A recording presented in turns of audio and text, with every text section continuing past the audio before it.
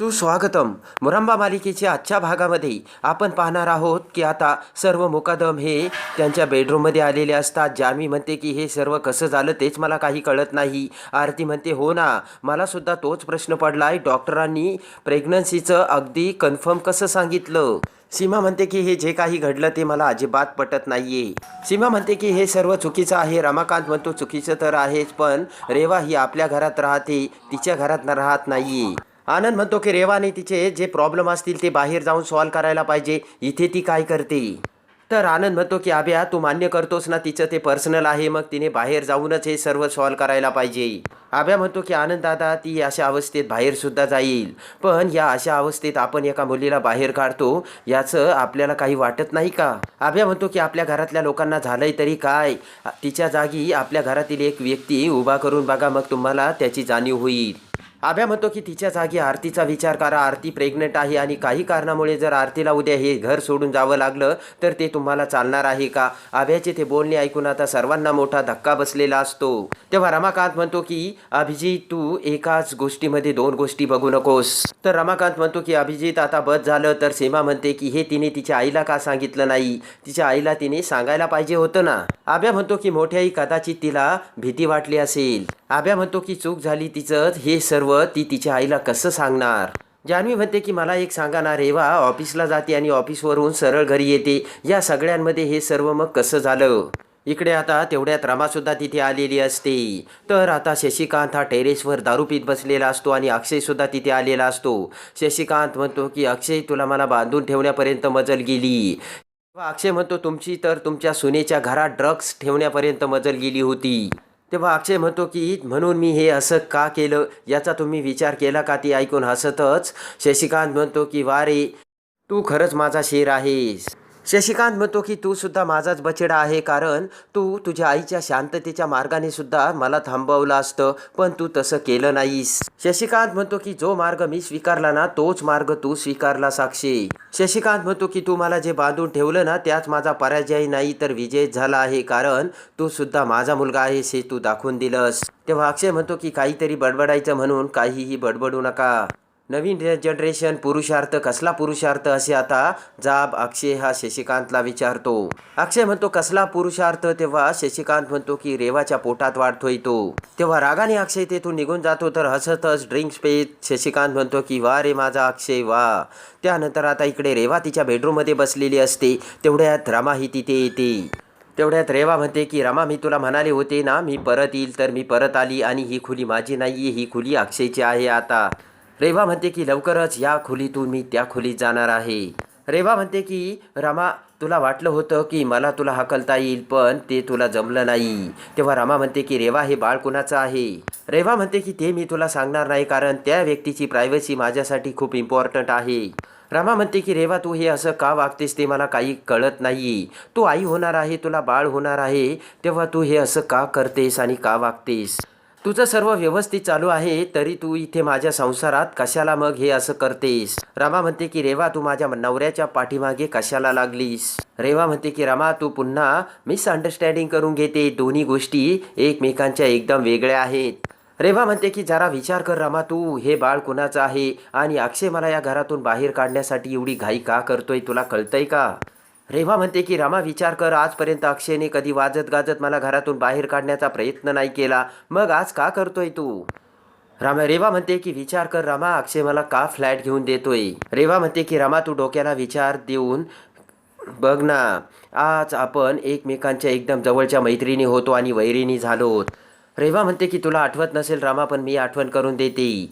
तुझी सँडल तुटली तर मी अनवाणी पायाने चालायची आणि तुला सँडल द्यायची. गाडीमधलं पेट्रोल संपलं तर आपण दोघी ही गाडी ढकलत न्यायचो. एकमेकींच्या जीवाला जीव देणाऱ्या मैत्रिणी आज एकमेकींच्या जीवावर उठल्यात, ते कसं असे. आता रेवा रमाला विचारते. रेवा म्हणते की आय एम सॉरी रामा, पण माझ्या पोटातलं बाळ कुणाचं आहे हे मी तुला नाही सांगू शकत. तेव्हा आता रमाचा सुद्धा मोठा नाविलाज झालेला असतो. तर जड पावलांनी रमा ही रेवाच्या रूममधून खाली जाऊ लागते तेव्हा मैत्रिणीच्या नात्याने आपण कसं अथर्वपासून रेवाची सुटका केली होती, अथर्वला पोलिसांच्या ताब्यात देऊन त्याच्या कानाखाली देऊन रेवाला कसे आपण घरी घेऊन आलो होतो, हे सर्व आता रमाच्या डोळ्यासमोर येऊ लागते. तर अक्षयने रमाला सांगितलेले असते की ही रेवा आपल्या घरात का राहते, तू तिला का राहू दिलंस, आणि असे सर्व होऊन सुद्धा आपण एका मैत्रिणीला घरामध्ये आसरा दिला आणि हे काय होऊन बसलं, हे सर्व आता रमाच्या डोळ्यासमोर येत असते. आणि आता ते सर्व आठवून रमा ही पायरीवर बसलेली असते. तर रमा विचार करत म्हणते की तुम्ही नेहमी माझ्यासोबत बरोबर वागायचे, पण आता मीच चुकले आणि हे मी तुम्हाला कसं सांगू.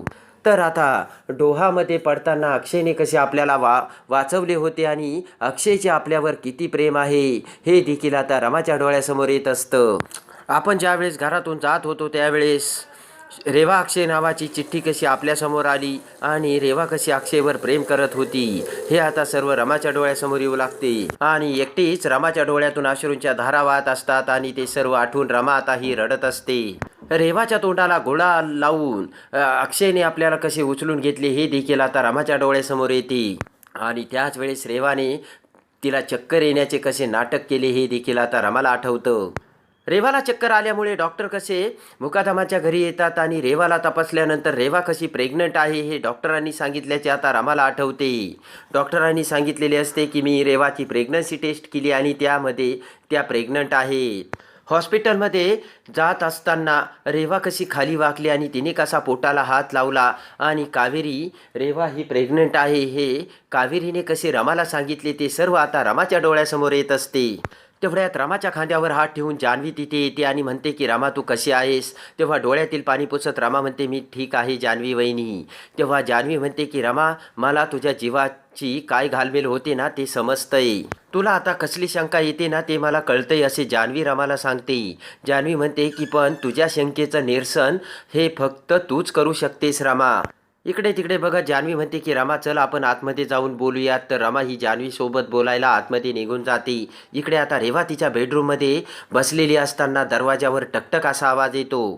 रेवाने तिच्या कानात हेडसेट घातलेले असतात. तर अक्षय दरवाजा उघडून आतमध्ये येतो आणि हसतच रेवाला म्हणतो की काय मजा चालली तुझी इकडे आणि प्रेग्नंट आहेस ना तू. तर रेवा म्हणते काय म्हणतोयस अक्षय. तेव्हा अक्षय रागाने रेवाच्या कानातील हेडसेट काढतो आणि त्यातील कोणते गाणे चालले हे ऐकून अक्षय म्हणतो वा रेवा वा, इंग्लिश गाणी ऐकतेस तू. अक्षय म्हणतो की खरंच प्रेग्नंट आहेस का रेवा तू. हेडसेट फेकून देत अक्षय हा रेवाच्या हाताला धरतो आणि म्हणतो की चल रेवा आपण दुसऱ्या डॉक्टरांकडे जाऊ. तेव्हा रेवा म्हणते की अक्षय सोड मला त्रास होतोय. आणि रेवा ही आई आजीला हाका मारू लागते. तर अक्षय म्हणतो की मार आई आजीला हाका मार. अक्षय म्हणतो की बोलव तुझ्या सपोर्ट सिस्टीमला बोलव. अक्षय म्हणतो की तुझा पापाचा घडा ना ऑलमोस्ट भरलाय आहे का तू खरंच प्रेग्नंट्स. तू नाटक करते ना, किती जरी नाटक कर पण तुझं मी पितळ बाहेरच काढील असे आता अक्षय रेवाला बोलतो. इकडे जान्हवी आता रमाला समजावू लागते आणि म्हणते की माझ्या बेबीवरती त्याचे दुसरे प्रेम असल्याचा जेव्हा मला संशय आला होता ना तेव्हा मी त्याचे फोन चेक केले, त्याचा पाठलाग केला. जान्हवी म्हणते की कारण तो आपला हक्क असतो, म्हणजे जर नवरा आपल्याला फसवत असेल ना तर आपण काही थोडीच फसायचं का, असे आता जान्हवी रमाला बोलते. जान्हवी म्हणते की आपल्या नवऱ्याचा फोन चेक करणं, तो कुठे असतो काय करतो हे सगळं जाणून घेण्याचा आपल्याला हक्क आहे. रमा म्हणते की जान्हवी ताई हे मला पटत नाही, कारण प्रत्येकाचं आपापलं जग असतं. रमा म्हणते की मी यांचा फोन नाही चेक करू शकत कारण त्यांच्यावर अविश्वास दाखवल्यासारखं होईल. म्हणते की अच्छा मग तुझा संशय खरा असेल तर. तेव्हा रमा म्हणते जर माझा संशय खरा असेल तर मग आम्ही वेगळं व्हायला हवं. तेव्हा जान्हवी म्हणते की रमा तू वेडी आहेस, तू काय बोलते तुला समजतंय का. तेव्हा रडतच रमा म्हणते की जान्हवी ताई मग मी काय करू. रमा म्हणते की जान्हवी ताई मी असं फोन वगैरे नाही बघू शकत, तेव्हा मी काय करू. तेव्हा जान्हवी म्हणते की रमा तू फोन बघायला हवास. जान्हवी म्हणते की रमा तू अक्षयचा फोन चेक कर आणि एकदा बघ त्यामध्ये काय आहे. आणि लगेचच शेजारी अक्षयचा फोन असतो. जान्हवी तो फोन रमाच्या हातात देत म्हणते घे आणि रमा कर हा फोन चेक. रमा फोन घेत असताना थरथरू लागते आणि पुन्हा फोन ठेवत म्हणते की नको जान्हवी ताई मी हा फोन नाही चेक करू शकत. तेवढ्यात रेवाचा मेसेज आलेला असतो. तर जान्हवी म्हणते की अगं रेवाचाच मेसेज आहे तो, तू बघ. तर रमा म्हणते मी नाही बघू शकत. तेव्हा जान्हवी म्हणते ठीक आहे मी बघते. तर रमा म्हणते की नका जान्हवी ताई तुम्ही सुद्धा नका बघू. तेव्हा जान्हवी म्हणते की आपल्या दोघींचा जर गैरसमज होत असेल तर तो लगेच आपल्याला समजेल रमा. तर जान्हवी तो मेसेज वाचते. त्यामध्ये लिहिलेले असते की डोंट वरी, मी कुणाला काहीच सांगणार नाही, आपलं सगळं सिक्रेट फक्त आपल्याजवळच असेल असे तो मेसेज आता जान्हवी वाचते आणि रमाला मोठा धक्का बसतो. समोर येत जान्हवी म्हणते की रमा मला वाटतं की तू हा मेसेज वाचायला हवास आणि त्याचा जाब विचारायला हवास कारण तो तुझा हक्क आहे. तर रमा म्हणते की नाही जान्हवी ताई, आता मला बघायचं आहे की हा मेसेज हेच मला दाखवतील का.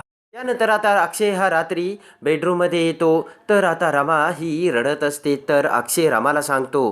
तर अक्षय म्हणतो की रमा तू माझ्या आयुष्यात येणं ही माझ्यासाठी सर्वात मोठी आणि महत्त्वाची गोष्ट आहे. तेव्हा रमा म्हणते की आता रेवासुद्धा याच घरात राहील कारण आता रेवाला कोणीच बाहेर नाही काढू शकत असे आता रमा अक्षयला सांगते.